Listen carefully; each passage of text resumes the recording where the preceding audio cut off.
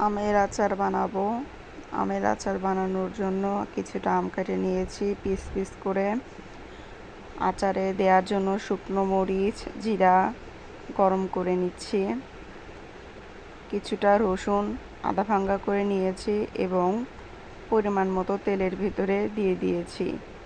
কিছুটা পাঁচফোড়ন দিয়েছি। আচারের জন্য পাঁচফোড়ন দিতেই হবে।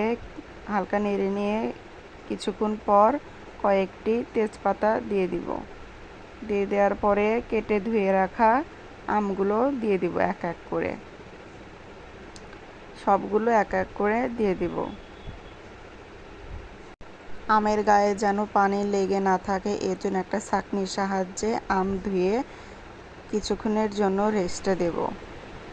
2-3 মিনিট নাড়াচাড়া করে নেব। আমের আচার বানানোর জন্য আমি সরিষার তেল ব্যবহার করেছি। আচার বানানোর জন্য মূলত সরিষার তেলই ব্যবহার করতে হয়। আমি বেশ কিছুটা সরিষার তেল দিয়েছি। এখন স্বাদ বাড়ানোর জন্য শুকনো মরিচের গুঁড়ো দিয়ে দিচ্ছি কিছুটা, এটা কালারও সুন্দর আনবে। এই তো শুকনো মরিচ দিয়ে দেওয়ার পরে আচারগুলো নাড়াচাড়া করে নিব এপিট ওপিট যেন সব আমের সাথে মরিচের গুঁড়ো ভালোভাবে মিশিয়ে নেব। চুলার পাওয়ারটা মিডিয়ামে রাখবো, খুব বেশি হাই দেব না, খুব বেশি কমও দেব না। আচার বানানোর জন্য মিডিয়াম হিটই যথেষ্ট। সময় নিয়ে নাড়াচাড়া করতে থাকবো, ভালোভাবে মিশিয়ে নেব।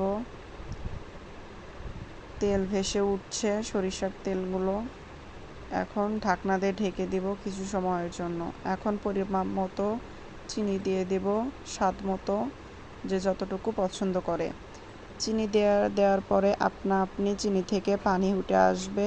এ সময় হালকা হিটে অল্প একটু সময় পর পর নাড়াচাড়া করতে হবে যেন নিচে লেগে না যায় আচারগুলো। এই তো আমি দেখাচ্ছি কতটা স্মুথ হচ্ছে আস্তে আস্তে।